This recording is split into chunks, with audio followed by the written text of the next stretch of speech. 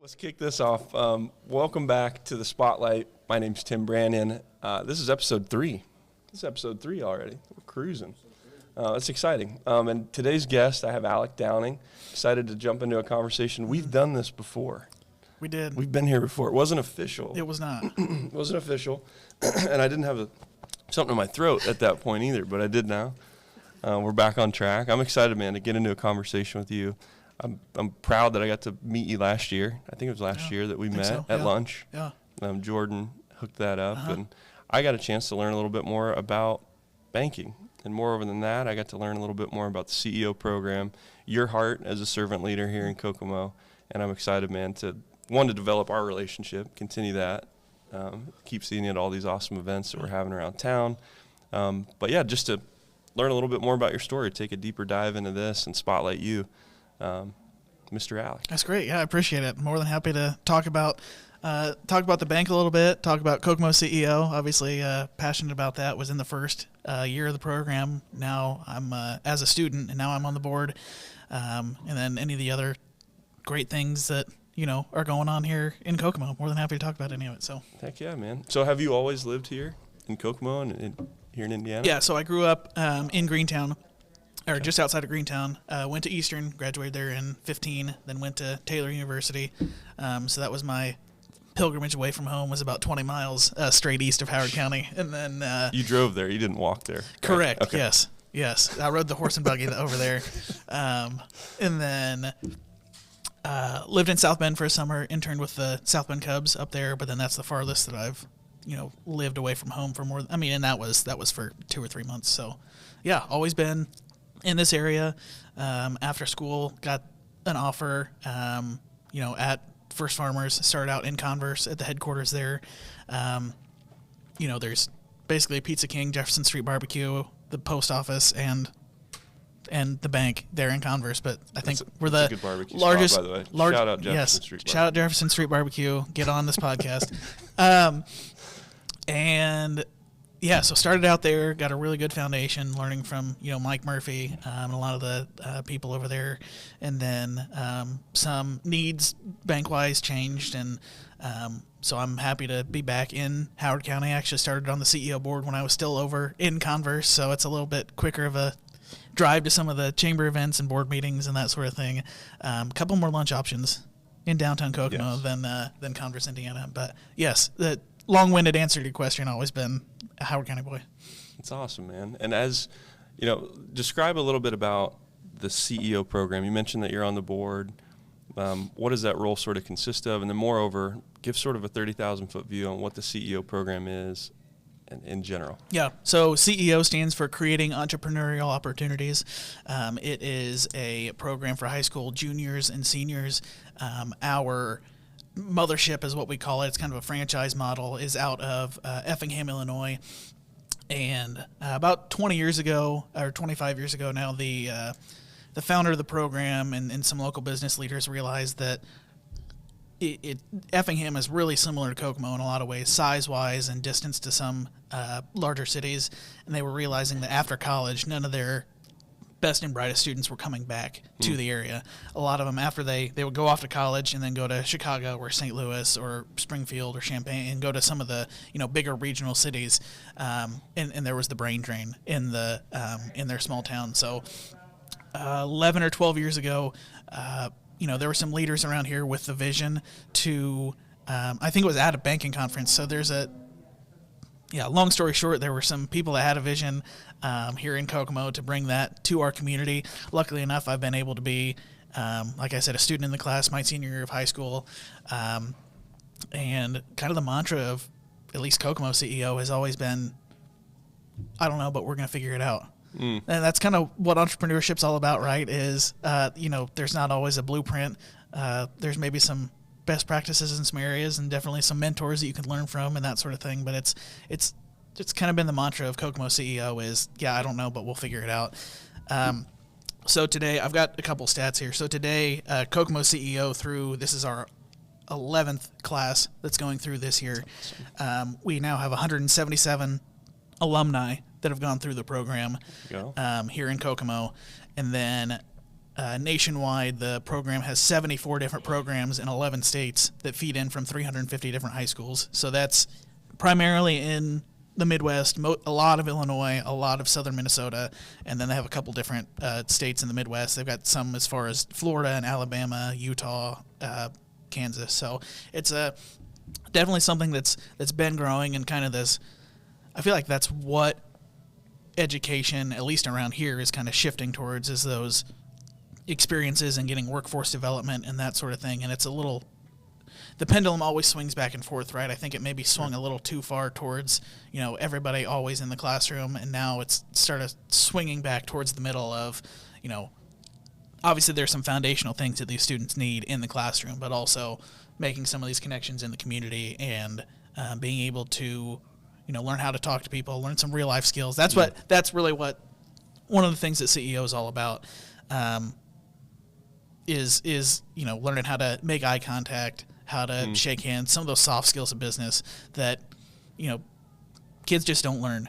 And where would you? Yeah, right? Exactly. They're definitely hand-me-down skills, I think. Yeah. And if you're not in an environment where that's happening, or somebody's actively coaching or mentoring you or letting you know, they're going to go unknown and unseen. I think applied knowledge is power, and if there's nothing to see to apply, it makes it hard to harness that power. Right. So I love that you're doing that, and it's very evident, too. Just a shout-out to the board, everybody that makes the program happen. I was blown away. I remember the first time that I met some of these young kids. They're not normal in a good way. Yeah. In a very professional way. You shake their hands, and they do look in the eye. It almost throws you back a bit. It's like you're not used to it. But then also just their ideas and their belief. They have belief in themselves. And whether you're a little kid or a big kid like us, it's important to have belief in yourself. I think it's a catalyst to innovation. I think it's a catalyst to building anything, is just that you believe that it's possible for you, and you're capable, and you're enough to make it happen. You've been given these divine gifts, and you can apply those and make things happen. Oftentimes, again, whether we're young kids or big kids, we tell this, we sometimes can change the script in our heads and in our hearts. And a program like this that activates kids into chasing their dreams is one of the most American things. Absolutely, I think you could do. So as a vet, right, combat vet, I proudly salute and support what this is, and all those involved with it. Like, truly thanks, because it's impactful, and you get a chance to see that. Anybody that hasn't seen it, please do consider coming to events that they have and getting involved, whether it be through supporting monetarily, or it be just, again, attending or just being aware of what's happening in your backyard here. And I can talk about some of the day-to-day of the class also. So CEO meets every day that Kokomo schools are in session, meets never in a classroom, always meets in local businesses, whether it's someplace like Vision Studio here today, going and doing either business visits or business professionals coming in to speak to the class on their areas of expertise, whether it's, personal finance or insurance. In another nice thing is the class can really help dictate their class experience based on what they need. I remember during my class, we went to IUK's, it was Economic Outlook breakfast at the time, and we were a little intimidated by that. We thought, sure, what are we supposed to do? What's the proper business meal etiquette, that sort of thing? So, we talked with our facilitator at the time, Morgan Young, shout out Morgan, and Morgan's great. We were like, how do we do this? Can we have, is there anything around here that teaches etiquette? So we went to the Crystal Tea Room and had a tea, like a formal tea for breakfast one morning, and learned about etiquette. And I still remember some of the things today of using your utensils outside in when there is a place setting for you and that sort of thing. So it's just, I don't know, getting these students these life experiences. Showing would them. Would they let me into that now? Probably, yeah, come on in. I think I can benefit from that. I'm like the Neanderthal that puts his... There's always room for one more. That's our that's my kind of personal motto. So, so getting these kids life experiences, getting them involved and engaged with the opportunities in our community, and being able to see, there's more than working in a school or a hospital or Chrysler here. There's a lot of small businesses and there's a lot of, medium businesses. There's doing great things and that have opportunities. Things like the bank. I don't think there's any kid in high school that thinks that they want to be a commercial loan officer when they grow up, unless they have a parent or family member that does it. Like, sure. That's not something. Have you ever heard a little boy dream about, hey, I want to be a lender when I grow up? Never. Okay, Besides you, exactly. Alec. Yeah. I didn't even. I mean, my uncle did it, and I still didn't even really consider it as a possibility, as a real possibility, until later on in college. But, and that's been the success of the program. I mean, we've had students still, move away. We have, we have students in Chicago. We have alumni of this program that have gone off to New York, and I was just hearing about Andrea Peterson, who I don't know that well, but works in investment banking, was in Chicago, now in New York. And I'm like, wow, that's a CEO kid.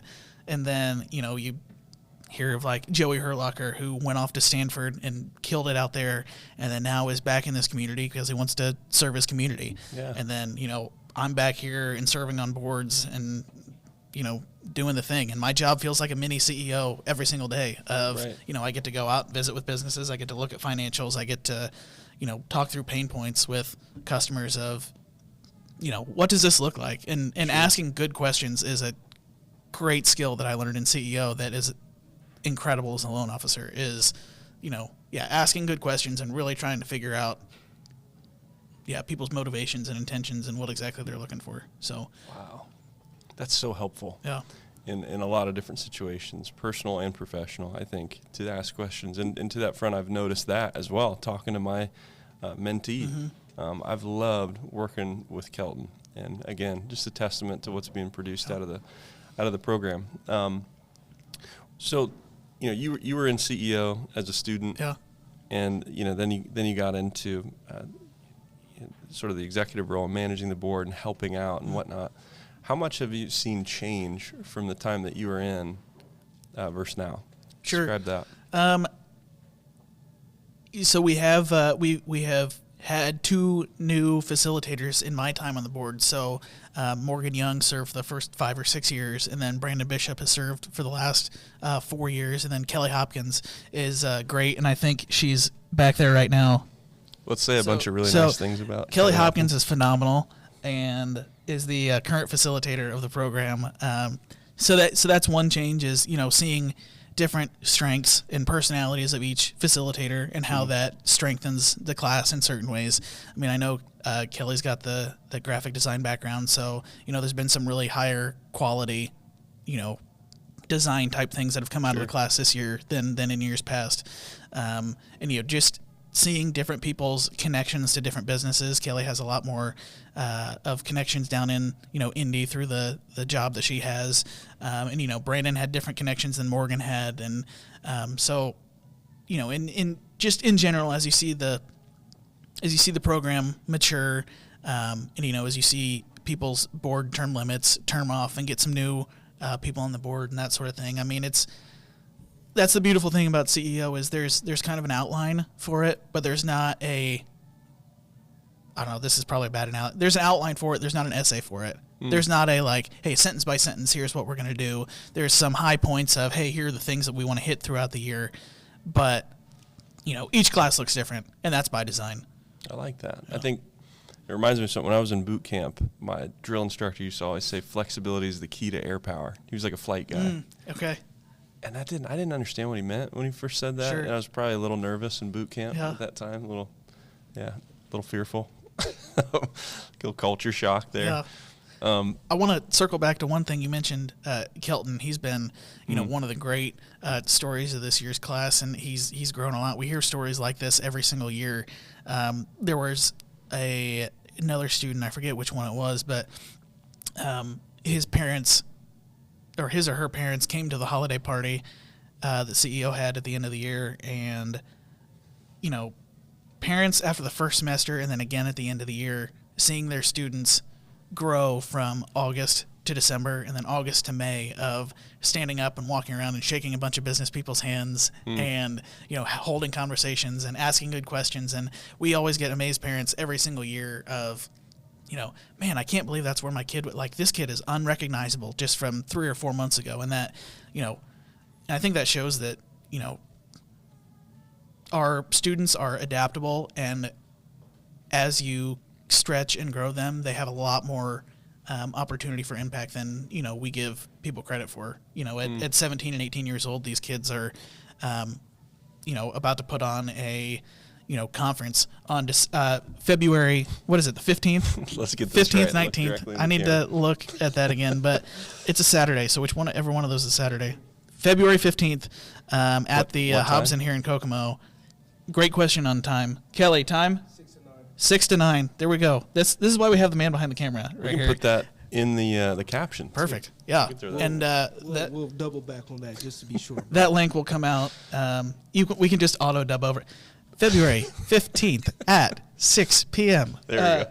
But we'll get out a link to that. Tickets should be available, I think, next week as we're recording this. I don't know when this will get posted, but seeing it, we always get amazed attendees at these events every year that, oh man, high school kids put this on. Mm-hmm. Okay, but like who actually is behind this? And we say, no, there were 16 to 18 high school students that did everything for this event. Obviously, we have some guardrails. We help Sure. push and prod along as things go. But every team has that, and it's great to see. I could tell you stories upon stories of, Eli Johnson was in the class a couple years ago, Margaret Johnson's son from the Wellness Garden. Yep. And it's cool to see her, and she'll admit this too, of how her business grew during the year as Eli went through CEO, because they were able to bounce ideas off of each other.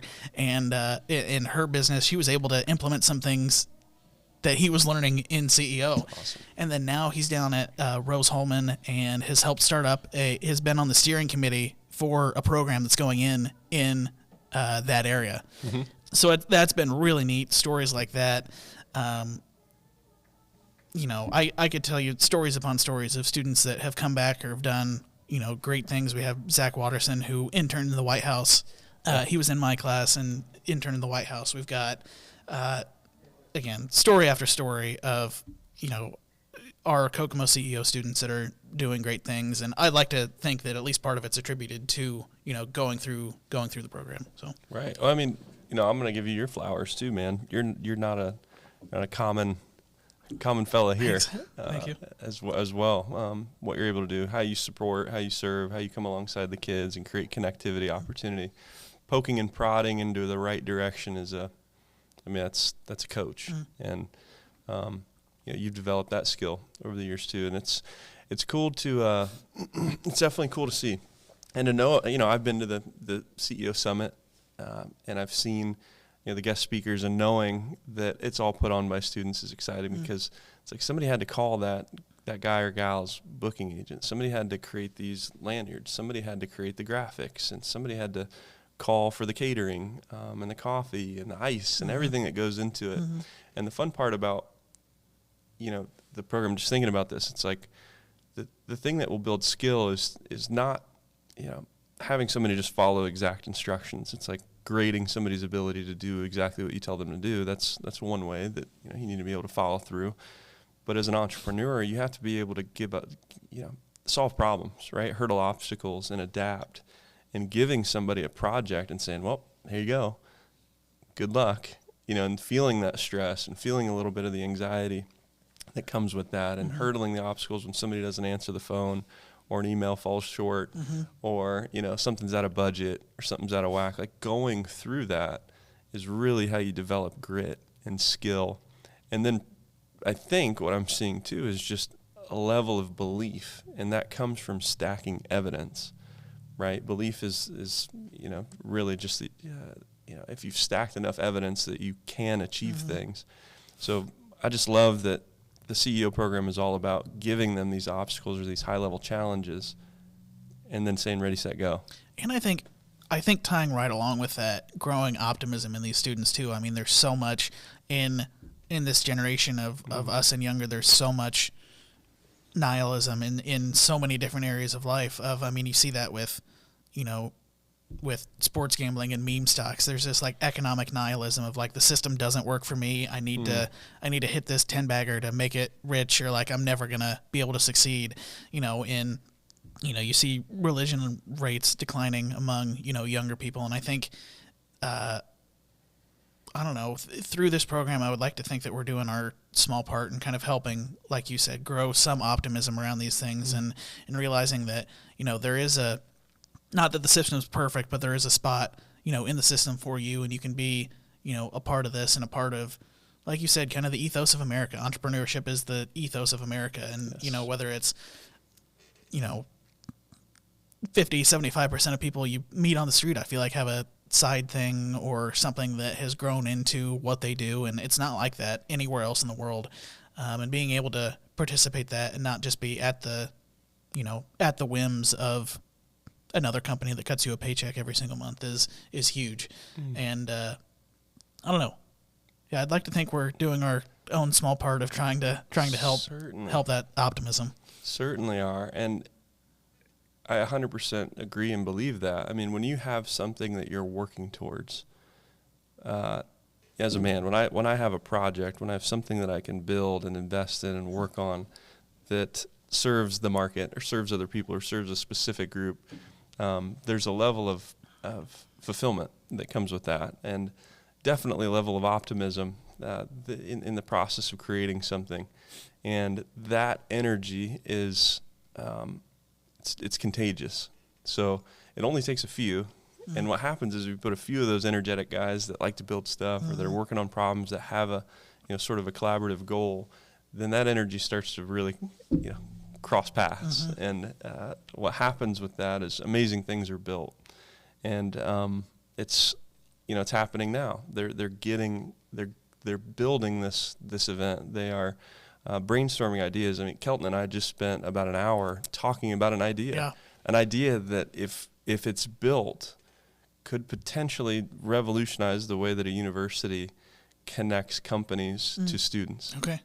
And I'm going to leave it like that because we don't have an NDA. Sure. And I know he's so that's kind of a fun dream project that we were thinking about. And it's just fun to see sort of the fruits of this class kind of come to fruition upstairs with the questions he was asking or where his mind was going, talking about this idea that could be helpful and impactful and profitable.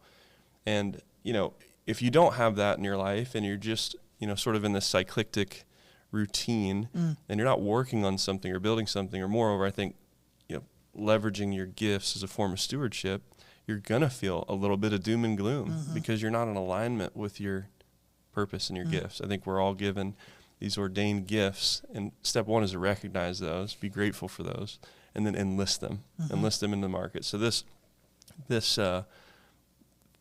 program, I look at it like a catalyst to do just that. And it's a complex thing, but I think you guys are right on target with how it's being done.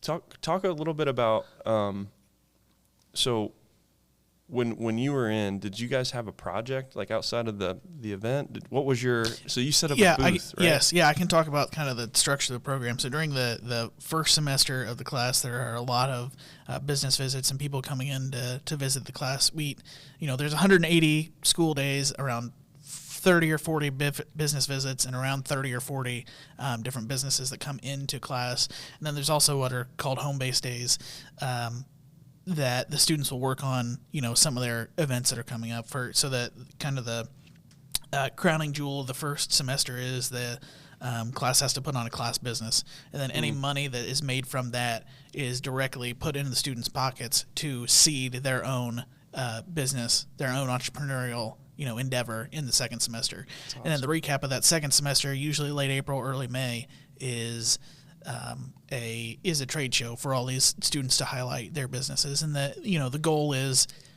with that money that the students were given, that, either they're able to make that back and pay back into the program, or, be able to roll that into something bigger and better, as they go off to college. So, each of the last handful of years, the COVID year kind of threw things off, obviously, but outside of that, the last handful of years have been able to become investors in the Kokomo CEO program for years at a time. So I mean, even back to the class of 21 and 22 and 23 and 24 are all still investors in the class from back when they made those profits from their class businesses. So that's really neat to see. That these students, have foregone some of the money that could have come to them and said, no, we want to invest back in this. This program impacted us enough that we want to give back to the program as a class. And if you want to become an investor, the CEO program has investors at $1,000 a year, and that helps. We take money from investors, from local small businesses that believe in the mission of CEO and believe in the mission of getting these. And you have a great first look at, hey, in 4 years when these students are done with college, or maybe during college, they can come back and intern with you, and you get kind of the inside track of that, of, hey, come out and visit our business, see what we do, make some connections, and you can get some really, really good talent to come back here to Howard County. But we ask for $1,000 a year, and that helps fund, that is what funds the program. We don't take,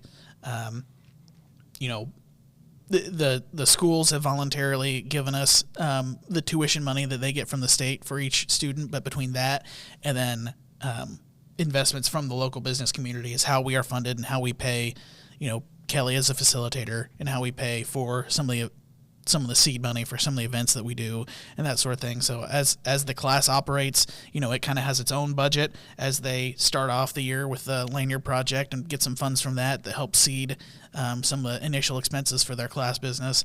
And then there's also the kind of, I don't know, not the corporate account, but there's the board account that, helps fund some of the behind the scenes, not quite as sexy things of everything that we see of CEO. So there's my pitch. If you're watching this, please consider KokomoCEO.com of becoming an investor in the program at $1,000 a year. So we've had a great group of investors, but we're always looking for more and we've considered expanding the class to a morning and an afternoon session to try to impact more kids.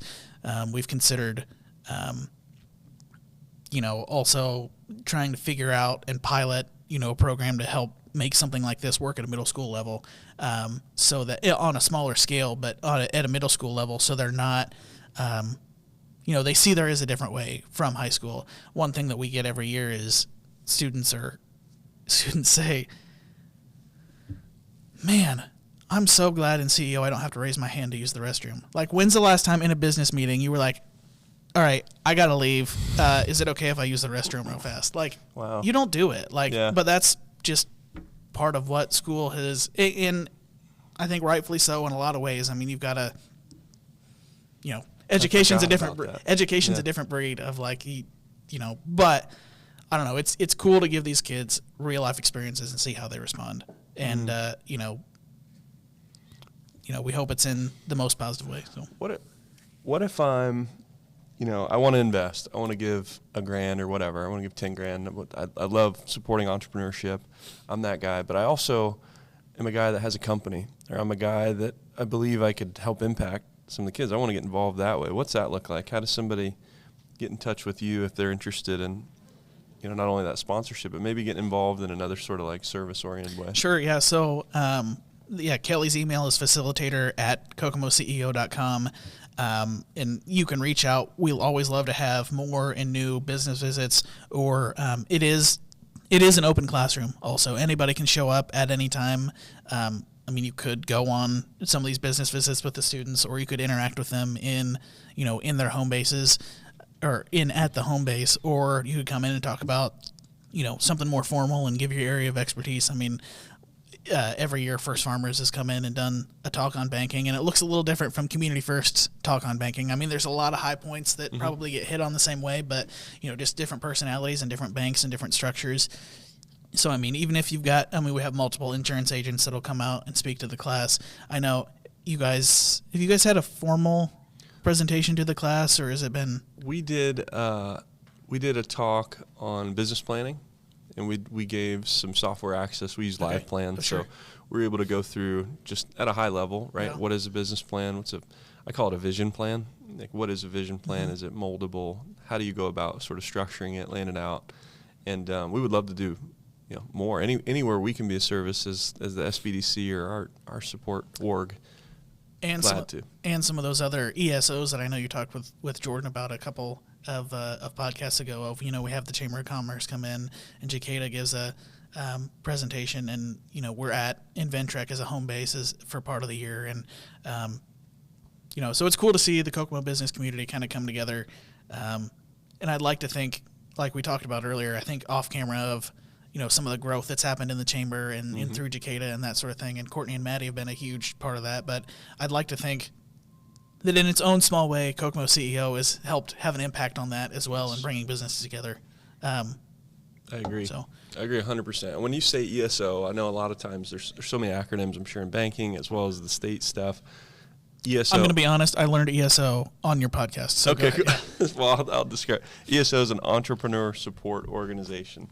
And that's exactly what the Kokomo CEO program is. It's exactly what Greater Kokomo Economic Development Alliance is, the Chamber of Commerce, the co-working space at Inventrek, First Farmers Bank. We proudly work together, supporting entrepreneurs and filling gaps where we can be of value to those existing sort of support orgs. Talk a little bit about, let's talk about the bank for a minute, First Farmers, and how you guys are, like as an ESO, how we've worked together and how you guys are supporting entrepreneurs. Because maybe, some people are like me and they're somewhat ignorant when it comes to, asking for money, using the service of money, and just having sort of that bank relationship. I'm not somebody that ever really did, right? So maybe give a high level of how First Farmers is an ESO. Sure. So I'll give kind of that, like you said, the high level picture of. So First Farmers started in 1885 as the Mark Tully Exchange Bank in Converse, Indiana. And Indiana was late to relax some of the banking regulations, so you could only have bank branches in one county for a very, very long time, a lot later than some of the other states. Ohio was one of the first ones to open that up, and that's why you see some of the bigger regional banks come out of Ohio a lot of the time. So that's just an interesting, nerdy banking side bit. It started in 1885, have grown a lot, definitely over the last 40 years, and then a lot more even over the last 5 to 10 years. We have 35 to 40 branches across Indiana and eastern Illinois. So we range from Marion all the way over to Hoopeston, Illinois, just west of Lafayette, all the way down to Terre Haute. And then all the way up to Culver, Knox, North Judson. We have a trio of branches up there. And then really excited, we just opened a branch in Carmel not that long ago, and then are moving that into a new building that's being constructed right now, and then are in the process also of opening a branch in Lebanon. So that gives you a little bit of the, of the scythe shape of branches, I guess, of that First Farmers has. And I was going to say croissant, but yeah, croissant shaped. I love that. Yeah. We're a croissant-shaped bank, and so we're a $3 billion institution. We can do up to $35 or $40 million of loans to a single person, but typically we our board limits that even a little bit more than what our legal limit is. So a little less than that's the sweet spot for the large loans. But yeah, great partnerships with all of our local chambers of commerce in each of our markets, and with organizations like the ISBDC. I know clients all the time we're sending your way of maybe it's something that's not quite to the bank loan stage yet, but it's something that we can send to you guys and say, hey, are there grants available? Are there business plan opportunities available? Talking about like the pitch competitions that the chamber has and that sort of thing, and just being able to, be supportive in that way. Because for me, as somebody that's a people person and a salesperson, I hate having to tell people no. But, on one level, no is sometimes the best thing that people can hear. But also, if you can give it a no, but, not right now, this in this stage, we cannot do a loan, but maybe you can take some of these steps to go visit with a small business development center. Maybe you can, go, save up money for another 6 months to a year. Maybe you can pay down some of this other debt. Sure. And then we can maybe look at it again in 6 months to a year. So get some clarity. I hate to say it, but we love to be the butt. Sure. We do. We like to fill that gap. And, with our banking partners all across the state, that relationship's a little different. It is common that we're very helpful for those that aren't quite ready. Mm-hmm. And we love that. Send them our way because we will increase the likelihood of their readiness to take on that capital. It's important to have a plan, right? And we know that at the SBDC. We know that as entrepreneurs. It's important to have a plan, especially before you start asking for funds. And we're direct and loving in that conversation. It's just real. And sometimes, that's probably the best thing sometimes is to be told no. But I think moreover than that, if you're told no but let's get into the gym. Let's go work this out. Yeah. Let's go figure out where there's opportunity, where we can start growing and develop something. And we enjoy that, especially when the person has the right characteristics, when the person has the right grit and the desire. That's all we need. You don't have to have any sort of other special ingredients in that as an entrepreneur. You have to have some optimism. Absolutely. You have to have some stick-to-itivism. Mm-hmm. That's a word I just made up on this show as well. And then, you have to be willing. You got to be willing and ready to put in the work. There's no such thing as something for nothing, right? I think we can all agree with that. And if you want a six-pack, you got to do the crunches. Right. Same thing's true in business. And again, we'll have those loving conversations to increase the likelihood. And to be brutally honest, there's some people that it's not for them at all. And sometimes they can be directed into a different route. And it's good, I hope, to have people that will be real with you in your life. And find the thing that ultimately you're going to enjoy. Mm-hmm. This business ownership and entrepreneurialism really isn't for everyone. But it's a great way to sort of kind of figure out your strengths and decide where you want to go. So we love working with banks. We also love working with chambers of commerce and any sort of organization that's working vertically with entrepreneurs. And our goal always is to figure out, okay, well, where do we fit in? Where can we be of value to you? How do we best serve your people? If you do send people our way, what's the ROI look like for you and your establishment? Mm-hmm. And that's my job as the coordination manager, is to build those relationships with ESOs, find out truly what's a great ROI look like, figure out some tracking, how we know who came from them, to send them back when it's time, when and if it's time. And that creates a lot of opportunity for the community. Then it also creates a lot of opportunity for us to hit our metrics and do what we need to do, and then deploy those tax dollars ultimately well, instead of it people falling through the gaps, I think. And to the point of all our support organizations around here, Courtney and Maddie, they've done a terrific job. We were talking about this off camera, that I always see them moving, hustling and moving stuff. Yep. They always have packages, and they're going to an event, or they're highlighting an entrepreneur, or they're setting up cameras to do these different engagement meetings. And the results of what they're doing is creating economy. It's creating belief. It's creating economic development. And I was saying this earlier off camera, I want to say it on camera. I hope that anybody that's in an ESO role like you and like Courtney and like Lori and everyone that's in these support roles, that they pause and just realize that what they do matters. And, salute to them for encouraging somebody's beliefs and dreams. Absolutely. And pursuing that. And that same thing goes to you in the CEO program. How does somebody reach out to you directly if they want to connect with you? Sure. Yeah. So I'm,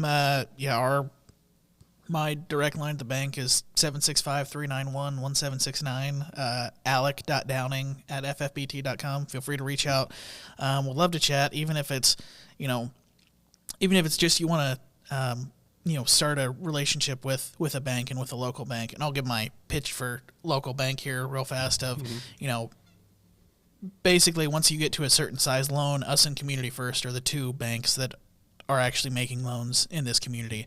A lot of the larger institutions have pulled out their lending dollars from this community, have pulled out sponsorship dollars from this community.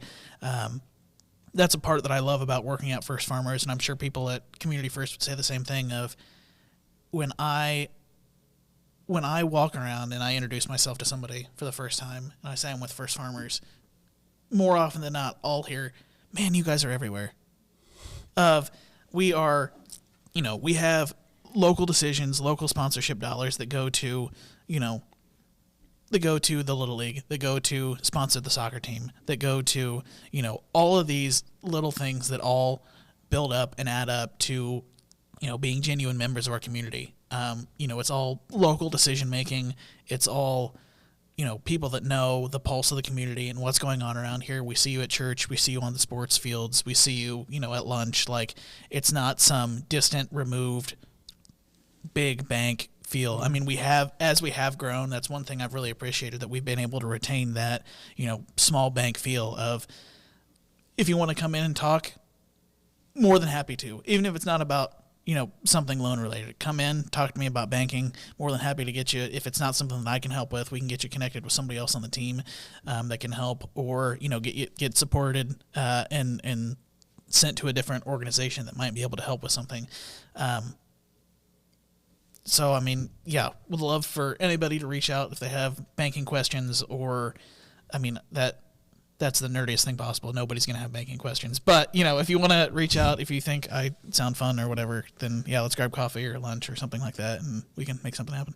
I'll double down on that. If you are an entrepreneur and you believe that it's important to get in the way of opportunity, I would highly recommend meeting connected people like Alec and just developing that relationship, if nothing else, if not with a bank, just to understand the bank. If you're, if it's foreign to you, like it was for me, have a conversation, go to lunch, and learn about the things that you don't know. So maybe down the road, if it becomes applicable, you're better equipped for that. Or if you hear a conversation, maybe it's internal at your family. You can never go wrong learning new things. And I don't think you can ever go wrong being super cool with people. And Alec's a super cool guy. Thank you. And I'm so glad, man, that we were able to do this. Huge shout out to Vision Studio. Yes. For enabling this. They are an ESO organization that we're super proud to be partnered with, because again, they are supporting entrepreneurs and creatives here in the Midwest of Kokomo, Indiana. We want to thank you too. Yeah, shout out to Ahmad behind this space station back here. Oh, yeah. I don't want to kill the ending that you're setting up here, but to Ahmad, the man behind the camera, do you have any gaps that we need filled, or any questions that you have about CEO or banking or anything like that you think we missed? No, I was following along. It's all sounded good. I actually know Taylor, and obviously I know you. Hey, what's up? Yeah, good to see you. And You're good. The mailman Shout out just Robert came Hatchett. Man, we got to throw that in there for sure. I'll tag him. 100%. Me and Robert grew up together playing soccer. Did you? One of the best goalies. You guys know Really? Robert? Hey, shout out Robert Hatchett. There we go. See you. Making connections came are by, they called me. They're like, "Are you guys open? You guys are never open." I'm like, "You're probably going to the wrong door." So now he's been coming over here almost You got to every meet other him. day. He's a great guy. Yeah. If you haven't had a chance to connect with him. Yeah, we talked for just a quick second. Yeah. But to answer your question, I actually know you. I know Taylor. So I was like, you know what? I potentially want to pull out a loan to make this better. Sure. So I was like, I need to go to a bank, and like you said, it's either you or, well, you said Community First. I went to a credit union, didn't even ask a question as far as like, hey, do you guys do business loans or whatever? Sure. I asked it at the very end. They said, no, we only do personal. I'm like, why the heck did I even open up a bank account here? So I went straight over to First Farmers, got me in and out, and I'm good. great. There you go. Awesome. Well, one thing I did and said at the end last time, and I don't want to put you guys off guard, but a couple of podcasts I listened to at the end to try to get into people's personal lives a little bit of what have you been like, what have you been reading recently, what have you been watching, what have you been, what's been occupying your headspace outside of work and that sort of thing. And I can go first if you guys feel like you need a second to. So, You got it. all right, Apple TV does sci-fi so well, and so season 2 of Severance is just dropped this morning. So very excited for that. I've been seeing a lot of that. My brother is, he's been over a lot at our house recently, and he's been catching up on season 1, and then season 2 of Silo just ended. So those are 2 great shows that I've been on recently. Love a couple different podcasts as well. I listen to some financial advisors on Ritholtz Wealth Management, or from them. They have a couple different podcasts, and it's always just interesting hearing people's different takes on the economy and what's going on, and they're a lot of fun too. They're like classic New York, like Long Island guys, and it's like they have an awesome time with it. And then reading wise, I'm kind of going through the book of Acts this month in the Bible, and so that's been fun to kind of read that with purpose and reread it and kind of meditate on it. I've heard the Bible described more recently as ancient meditation literature, and not reading it with, that's revolutionized my faith life, is not reading it through as a way to check a box off a list, but as a way to, sit and reflect and read and reread and meditate over things and think about, how this impacts my life, and thinking about, the Bible in its original context in, Acts, in that Second Temple Judaism period of right after the death of Jesus, and thinking about, I don't know, did these, Jewish people that were, believers in Jesus, did they think they were starting a new religion? Like, right. Did they think of themselves as Christians, or was it like Jews that were following the rabbi Jesus and following his way? And, kind of reframing it through that has been really interesting, reading through Acts in that way, of kind of an extension of them being learners of the rabbi, and not, hey, we're starting this new religion, we want to get people on board, right, and, have a fire escape for everybody. And, so I don't know. That's kind of the things that I've been reading, listening, watching, that sort of thing. I love that, as you're reading through and meditating on it, that you're thinking about the history of it too. I think I don't know if that's common with some folks to really, at least it wasn't for me until I heard it the first time. Somebody they're sort of explained, back in this time, this was what actually was happening. And I was like, oh man, I've always just like made it relevant to this day, to me, like selfishly making it be like me, instead of just like going into actually what was going on historically and at that time. So it's always cool to listen to others' thoughts and interpretations as they're reading and consuming the word. And that's the beauty about the Bible to me, is that it can speak so many different ways to different people, depending on the what they're going through in life, and what context wise, what they're going through, what they're learning in other areas that are all kind of coming together through that. So it's thank God for that. God works in funny ways. And, truly. I mean, I can go next. I have been playing a video game with my son called Pixel Strike, and I haven't really watched. If I watch TV, or I really don't watch any TV. I'm typically watching like YouTube. Like I research stuff. I like to know how things work, and when there's new tech, or when there's new innovations in different software, or things come out, I like to better understand them. So Google's new quantum computing chip is very interesting to me. So interesting that I wrote a blog about it. I saw that on your LinkedIn. I need to click in and read it. It's interesting and revolutionary. It'll change the way we do security. It'll change the way that we interpret the weather. It'll change the way that we predict illnesses. It will change every industry, and it's happening very fast. And how it works, if you're super nerdy and you like to, if you want to understand like quantum entanglement and how it's processing data, it's fascinating to me. I don't know how many other people would probably fall asleep to it. Maybe you guys would enjoy it. And then I start wondering, like, who made this? Who were those guys? Like, I would love to interview them and just get if they're capable of, sort of explaining it to a smooth brain like me, right? Like, how does this work, and where did it all start from, and what is it? How did we arrive here at this machine that can process information millions of times faster than anything that's ever been built? The processing chip is called Willow. If somebody's interested in like researching it, like me, that's the type of stuff that I watch. If I'm watching a show, it's typically like releases like that, and digging into how to do things and tech, software. I like that stuff. I think it's fascinating. Oh, absolutely. But as far as like when I'm just trying to chill and hang out, I'll get on, Discord with some of my military buddies. Nice. And I've got a 6-year-old son, Caden, whom we play games together now. It's kind of a way that we bond. We'll play balloons, that little popping game. He plays a little defense game. He flies around this little ship. And then Pixel Strike is like Roblox with paintball guns. Interesting. And it's like Call of Duty theme. Obviously no core or anything like that. And we jam out. We get on there and we're dishing out wins. That's so much fun. All day long. We're playing against other probably 10-year-olds. Sure.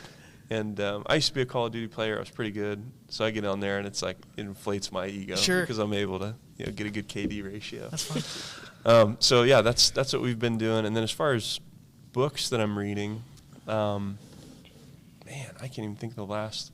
I need to dig into. I've been doing a lot of watching and listening, maybe like blog reading, but not like a book. Well, that's the way I feel like a lot of podcasts are nowadays, or at least a lot that I've heard of, is authors going around and pitching their books, and they give a lot of the big overarching themes in a couple hours on a podcast that you would have gotten in 10 hours from actually reading the book. So Does it increase the value? Like, that's my thought. Like, is there a world where books are different in a few years? Like, if we can get what the good was, does it, you know what I mean? Is it still valuable the same? I think, kind of like we were talking with other things earlier, my opinion is that people just engage with different things in different ways. I mean, you can learn something from a podcast that maybe someone might learn better from a book, and I think you learn about it in a different way as you're going through experiences that you can relate back to this, or as you're, maybe journaling about things or writing down, here are some of the takeaways. I think all of it just, I think it hits in different ways. I don't know if I would personally think about it as like good and bad ways to consume things, but I think it's just different based on person. I think how you show up matters too. Like definitely for me, if I show up and I'm feeling like a scholastic weapon, and I'm like locked in, and I'm focused, and there's no distractions, and I'm intending on underlying things, and I'm in the school zone, the educational sort of growth zone. That's good for me to kind of remember right now as we're talking through this, because I think sometimes I kind of waffle. Yes. I'll be like, okay, I'm going to go through the motions of this, but I'm not like ready for the gym. Sure. Like how you show up matters. Well, what about you, Ahmad? What do you got going on? Man, I guess the past couple months, I'll start off with what I've been watching. Okay. I watched a lot of college football because, of course, IU did really good this year. But I just kind of got sportsed out, went to a lot of games. I'm like, okay, I just got to turn the TV off. Yeah. No pun intended to Kendrick Lamar. But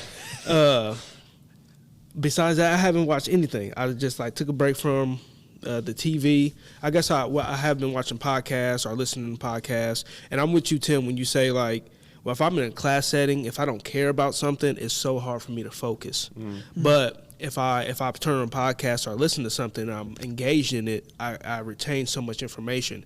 And it's like the same thing as if I'm doing a problem and I'm writing it out or the teacher's explaining it, if I actually physically do it, I retain it better too. Right. So I've been watching a lot right now. Is I'm kind of in that stage of my business where it's time to scale. Mm-hmm. I've been great sources like you, and I have a friend that's one of my mom's friend, and he's been talking to me about just scaling and leveraging other people's money. Mm-hmm. Don't use your own. When I started Vision Studio, everything you see in here is paid for. I don't owe anything, no debts or anything. I know a lender that can help with that. Yeah, I know that's where I'm at. It's how do I now successfully start to build a team where I can pay people? And I've been learning about that. The people you hire in your first step should be people that are making you money. Mm-hmm. So it's just been a lot of how can I take my business to the next level. That's pretty much it. Yeah, and you've been locked in, man. It's been cool to see you. Even early this morning, before we had the meeting, you're the first one here. Yeah. And you're unlocking and you're prepping this area and you're working collaboratively with other organizations in there. It's just such a good idea as a business owner, just to start serving others and get vertical and expose people to what this is. And like literally, we're doing it right now. Yeah. And it's creating awareness. And, you know, eventually, and I'm seeing this happen now. Hopefully I can say this and it's all right. Like people are starting to opt into your offer. Yeah. And I hope eventually, and I think it will eventually, like there's going to be a waiting list. And it's like if people aren't urgent about like getting in and sharing their news and getting like locked in with you now, they're going to miss out. And like, that's kind of the conversation. That's the conversation we had earlier too. Is that I spent a lot of money in here, so I want if I go to a studio because I watch a whole bunch of different people how they run their studio, how they operate a studio. If I go and spend $2,000, I should know what I'm getting myself in. I should walk in there and be like, okay, this is well worth the money. So it goes to the point where it's people don't know about me now. Well, people do know about me now, but then they didn't know about me. But it's either you hop on now or it's probably going to be a long waiting. That's a Mike Jones song too, man. Yeah. Back then they didn't know me. Now I'm hot. They all. I'm hot. They all. Yeah.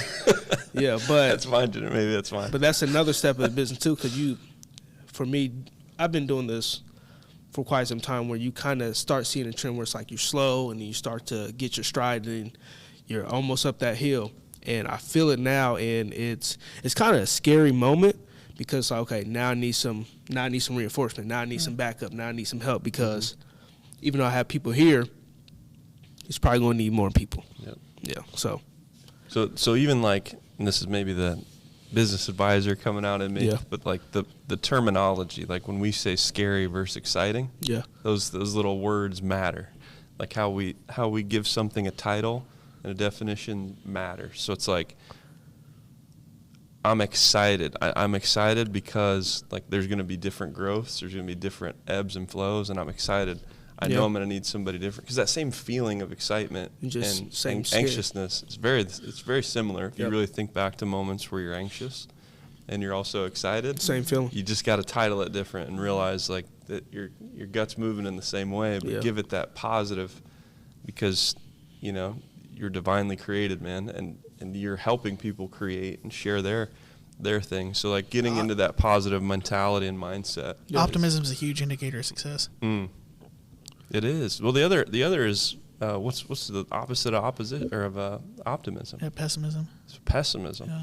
Show me a pessimistic, successful person. Even if they got money in the bank, if you're pessimistic, that's not a life to live. Yeah. Like if you're angry about everything, you're angry about traffic, you're upset about and I've had moments in my life where I'm more pessimistic than optimistic. You have these seasons, but what's changed is the awareness. It's like, oh, it's not that deep. I need to reel that in. I need to pray. That's been a big change for me personally. It's just there's these catalyst moments or these spark moments where it's like, okay, Lord, take the, you know me, you know where I'm at. The enemy is trying to fill. He takes little areas of your life, gets grip. Yeah.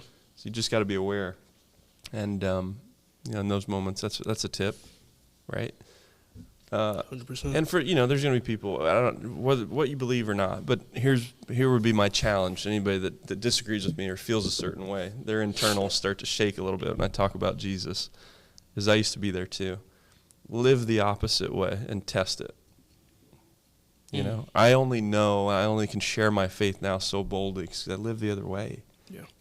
Lived worldly, got those results. Yeah. Right. I don't want this to turn into a sermon. But at the same time, like the best news I can give anyone is that God loves you and He's with you, man. Like, especially you sinners out there that were like me, good sinners. Like, get in the mix. Yeah. Be honest, be truthful with yourself first, and then it's nice to take that mask off. Yeah. If I can be super real for a minute, amongst other Christian brothers. And man, I'm so happy to have that here in Kokomo too, dude. Never had that before, so that's been a huge. We're talking about things that we're reading and consuming. I've been consuming that the last year and a half now. What a change. Yeah. What a thing to be promoting, And I want to add something to Alec, your statement earlier about the Kokomo CEO program and how people never come back to Kokomo and see it, thrive. And that was one of our things that was on me and my fiance's vision board for 2022 before we moved back. Is okay, because she actually did the CEO program. I don't know if you knew that. Yeah. And the lady that was in the Kokomo Career Center, she asked me to do it the next year, but that was also my senior year, so I couldn't do it. Sure. But for whoever might be listening, I don't know. This could reach anybody, but you're in Kokomo, come back and make it better. That's why I came back. There's a need for it. Kokomo's growing like crazy. Every time I came back when I was living in Bloomington, I'm like, do you see what's going on? So I'm back and just trying to make it better. And we're dope. Yeah. Like, I'm going to be super direct. I've been a lot of places, and this isn't to like, dude, I've been all over the world. I've been, in the military travels, but also as a contractor, and then in business. Like, I go to the West Coast, I go to Texas, I go to different booming. I've been to New York, been to all these spots. I love coming home. I really do, and I hope this. I kind of keep it. It's like the best kept secret. It's like, this is something I want to tell everybody about. But if you used to be from here, and you've got skills, you've got abilities, you've got talents. This is a great place. I mean, don't have to pay for parking. That's super nice. You know what I mean? Yeah. Like, you get on places and there's a bunch of Sure. traffic. You got to wait in line for, you want to grab Chipotle or something. It's like 5 minutes. That's not bad. Or sometimes you just hit that line. There's a ton of resources here. Cost of living's a huge one. I got buddies that live on the West Coast that are paying 50 or 60% in taxes to live out in, California. Now, I will say, honestly, the weather over the next 2 months is trash. Yes. Yeah. It's just me being real. Yeah. It's been very cold. We talked about this beforehand. I tell everybody I love having 4 seasons. I think each season makes me appreciate all the other ones more. Yeah. But yeah, this last week when it's been in the single digits and below freezing wind chill, It's hard. It makes it tough to stick to those guns. When you can sniff and like your nose hair starts to get a little cold, and when they you've got freeze, and you're like, okay, it's cold out. Yeah, when you've got the like mustache hairs that get long enough, that's like, oh shoot, I gotta get back inside, or we're gonna have icicles coming down here. Yeah, and then if you're an entrepreneur, I could share facts that you can find on the IEDC's website. Look at how innovative we are. Our airport's been the #1 airport for the last 12 years now. It's either 11 or 12 years. #1 airport in the country. See, I didn't know that, and I told somebody. I said, when I go through Indianapolis Airport, it's the most simplest airport In and out. ever.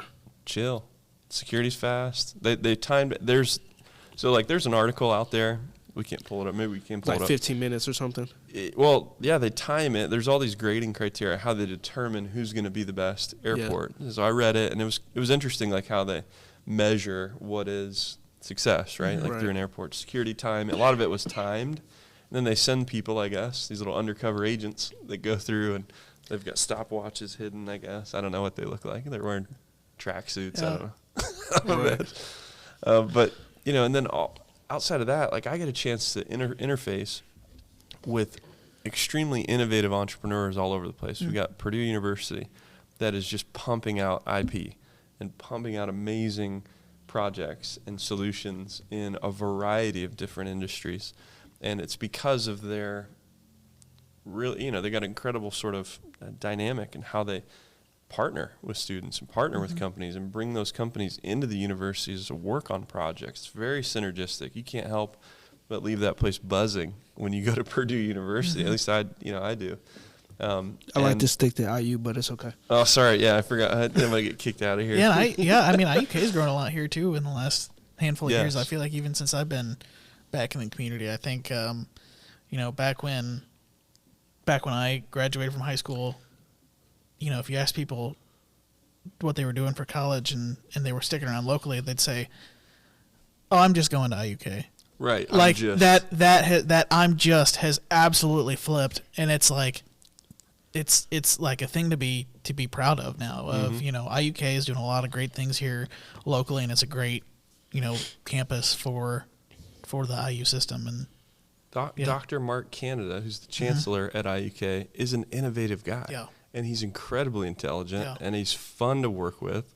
He's also, he cares about students, cares about the mission, and he's open to innovation, and specifically Innovation Hall. They just launched, recently, they have a gaming and esports center. Our office is right across the hall from there, which is lucky for me. I need to go over there and do a little gaming at lunchtime.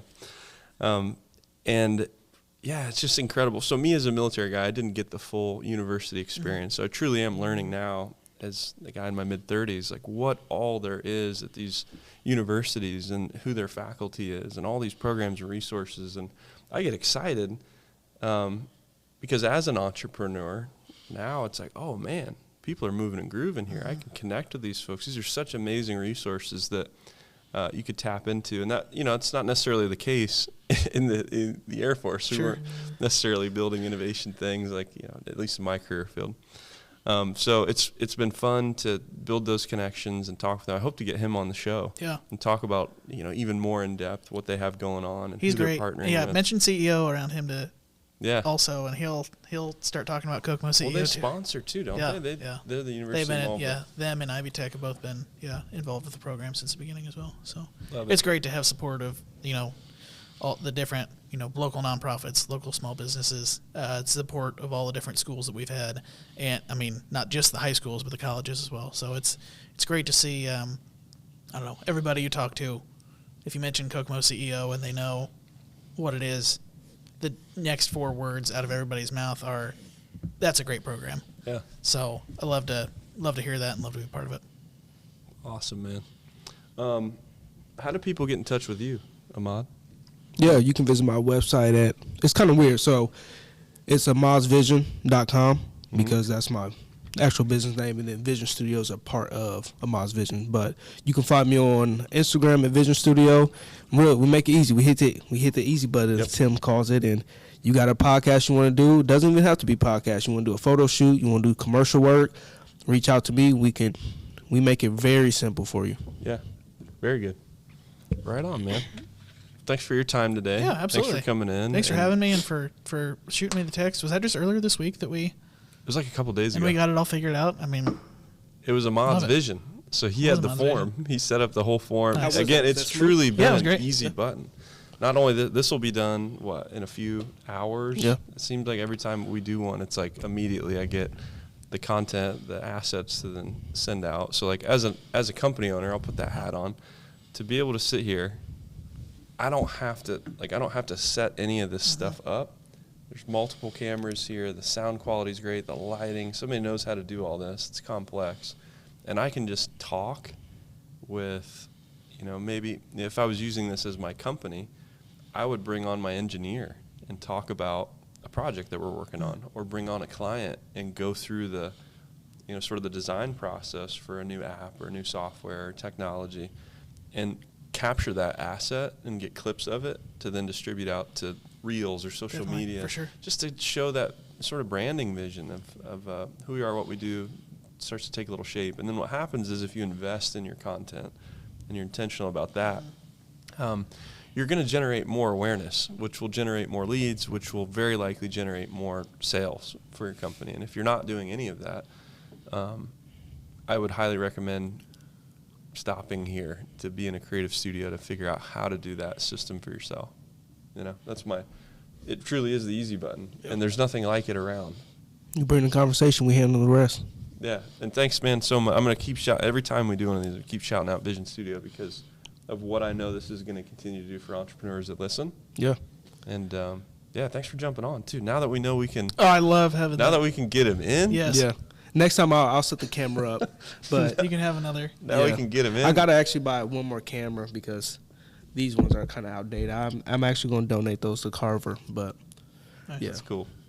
Yeah. Well, right on. Maybe guys. First Farmers can be a partner, Love to.